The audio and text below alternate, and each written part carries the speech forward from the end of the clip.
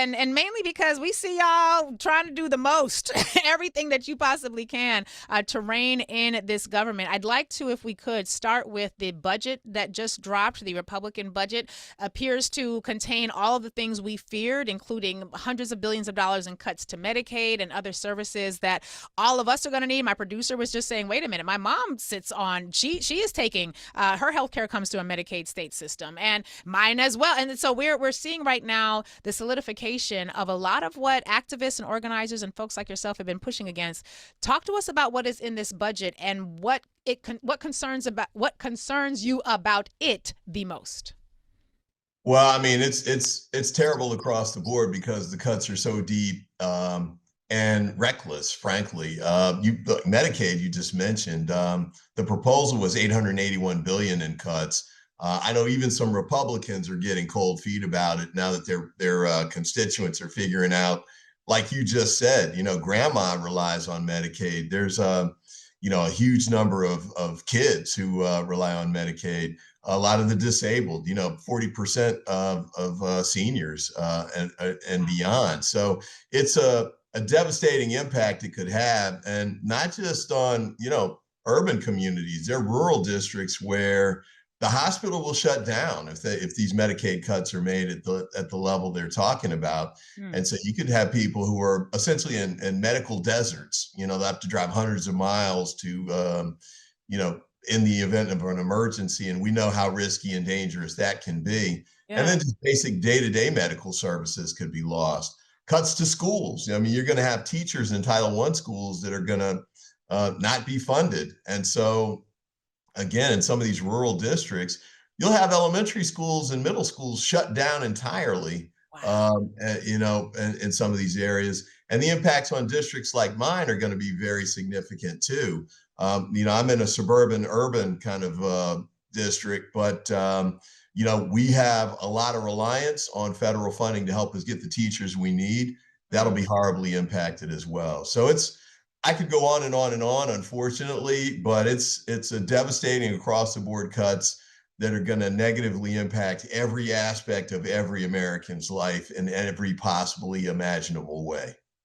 So the question I have, and I have some suspicions about this, but why? Like what we see the rationales that people are giving, oh, Medicaid and Social Security, they're under attack. They're going to be, we got to do something now. And that dog don't hunt, as the phrase goes. Talk to us about what you are seeing from the inside about what's driving this effort to destroy the social safety net that so many of us rely upon.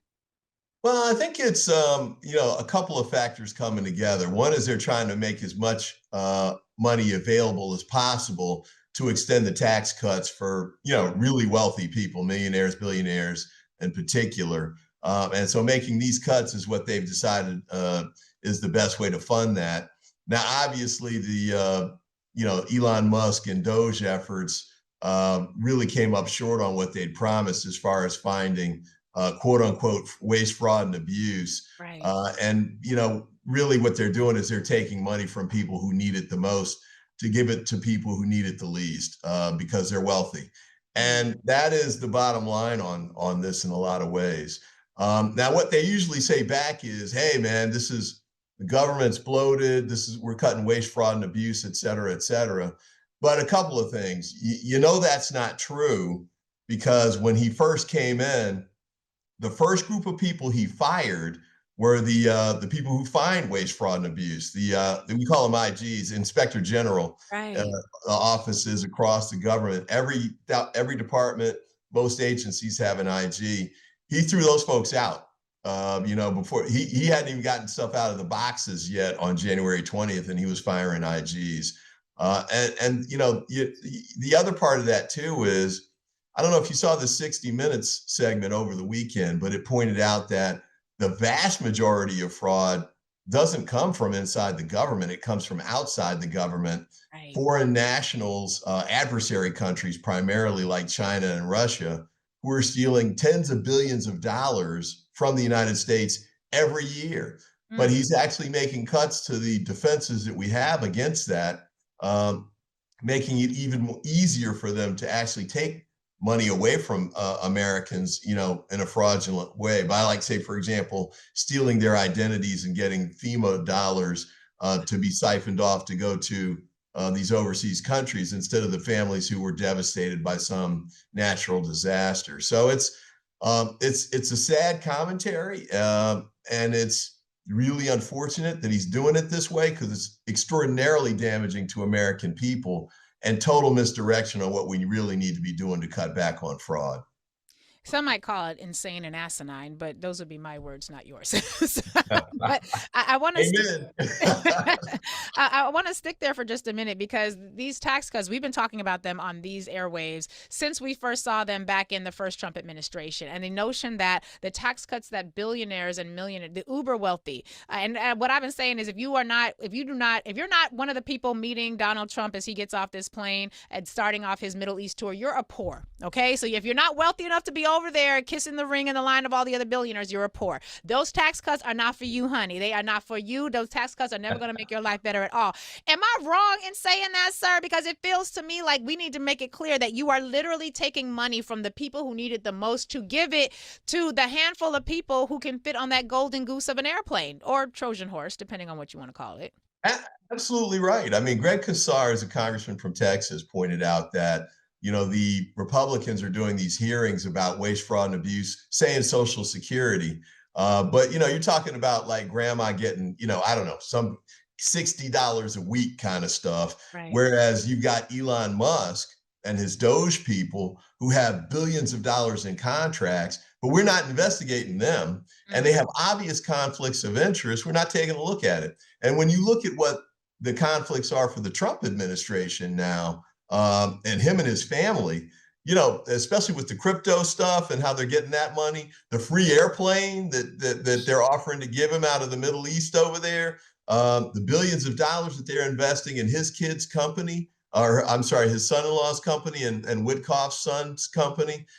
I mean, it's clear corruption, Right. but the House Republicans don't want to even take a look at it. So it's again, it's bait and switch. Don't look at that. Look at this. We're focusing on grandma and the little bit she's getting instead of the billions of dollars that the Trump, frankly, crime family's walking away with. We like to call it the squirrel effect. Like, oh, look at the little squirrel dancing all over the place. Don't pay attention to the fact that I'm chopping down the tree. Look at the squirrel. There you go. I want to talk a little bit about Doge because one of the things that concerns me is that as they marched through all of the federal agencies and took over the data centers of these federal agencies, my concern is such that we are in an environment right now where the access to data and information that I'm going to say was stolen, because it doesn't seem to me like that information was secured under any real authority that would stand up to any judicial scrutiny. But if that data was proper, what was actually taken, and we know that they're no longer technically there, but we don't know what programs they installed, what computer data gathering or scraping systems they installed, what viruses. I'm not a tech person. I'm just a lawyer, so I don't know these things. But what I do know is that if my child hacks into my phone, there's usually like some evidence, right? There's something there. I don't know that we are going to, I shouldn't say hack into the phone. My daughter, she don't even have to hack. She just knows the password. I'm using it as an example because it feels to me like even though they physically, and I'm putting that in air quotes, don't physically seem to be there, we don't really seem to have a full understanding as to what computer programs they installed, what data they were able to abscond with. Is that data still being transferred to private entities outside of the confines of the federal government? And I don't really hear a whole lot of folks talking about what the cleanup is going to look like. Hopefully one day, assuming this is all over at some point, if we the people can do the work, what are you and your colleagues talking about as it pertains to securing the infrastructure of our electronics, our data systems, and all of the data that is quite profitable on the underregulated market? Yeah, great question. I mean, the push right now is to make sure that the GAO, which is one of the watchdog agencies and auditing agency that's still left, does an investigation to track down what exactly Doge is going into, what databases do they access, what are the electronic trails and markers that they've left behind as they've gone through this data. And you've got some court cases in which judges have told them, to stop. They've issued restraining orders. Don't go through this in that way and that sort of thing. To sort of pause it until we get a read on who they are and what they're trying to do. And the who they are part is kind of scary. And when I was questioning the Secretary of Treasury last week, and I was reading to him, comments that one of these Doge guys, that the head of the tech piece in the Department of Treasury, this guy's talking about eugenics he favors, and getting rid of civil rights, and just sort of totally shocking kind of statements that he was making. But he had slipped through their vetting process and had been given access to all of these databases. The secretary was saying, well, it's read only, and I'm like, well, why is that okay? Why should a guy like that be hired anyway? And by the way, the Treasury Secretary said, well, I fired him. And I was like, well, but he got rehired by HHS, right? So he's still doing the same stuff, just a different agency. So they didn't vet this stuff. You can't count on the FBI to do the background checks anymore. And so it's really going to be up to the IG. That there's a new one that's been appointed to these departments to take a look. And also GAO. Elizabeth Warren was leading the charge on that front on the Senate side, and we're pushing hard to do that in the House side too. So, we've got to make sure we create a paper trail, an electronic paper trail. So when we do get power back, we can do full investigations on these. And there may be, as you pointed out, there might be criminal conduct that took place here. And we have to make sure we hold these people accountable. The Department of Justice, they think they're the personal law firm for Donald Trump, but there will come a day when we've got an attorney general in office again who knows how to be independent and how to conduct criminal investigations and how to hold people accountable. Their day will come. And just so we're clear, any immunity that the Supreme Court has given to Donald J. Trump, or to the office of the presidency, because technically they didn't say Trump, but we all know what president they were aiming for, that immunity does not extend to anybody else. So nobody else who's acting right now should feel confident, unless they plan on never leaving power. But nobody right now should feel confident that they are going to be able to sit under the wings of Donald Trump and get any extrapolated immunity because the Supreme Court decided that the president should have a level of immunity. Is that correct? Yeah, that's absolutely right. And you've also got state agencies, state AGs, for example, who weighed in on some of these matters, because of the immunity piece, or even a pardon. Let's say Donald Trump decides to pardon these guys. They're still liable to state criminal laws. Right. And the lawyers at the Department of Justice or these other government agencies, they still are, they still got to answer to bar counsel in their states. They could still have their ticket pulled and join the, Rudy Giuliani and all the other former attorneys who've been kicked out of the bar associations across the country, having done the bidding of Donald Trump previously. So we're going to use whatever avenues for accountability we can find, and it's definitely going to include those. Well, that is good to know. I want, if we could, to switch now to looking at international trade and what's left of the American international trade reputation. I shouldn't be laughing about this. I buy a whole lot of stuff, and all my stuff made in China. I don't know why I'm laughing, but I got to find the joy where I can get it. But I want to talk with you about this in particular because it seems as though there's a pause. So whenever there's a pause, we know that often there's going to be some stock market beneficiaries and some people who are harmed. But we're in this pause with China.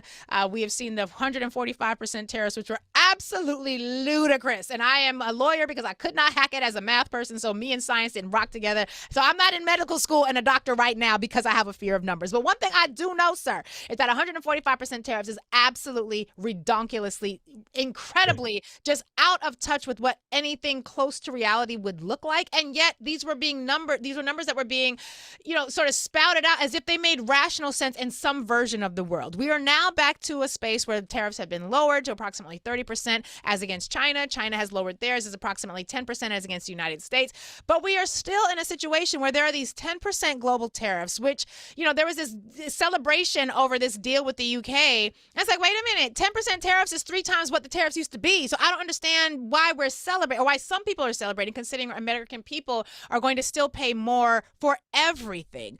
Talk with us about how you all are seeing this pause, you all in Congress, how you are messaging to your constituents what this actually means in real time, in real dollars.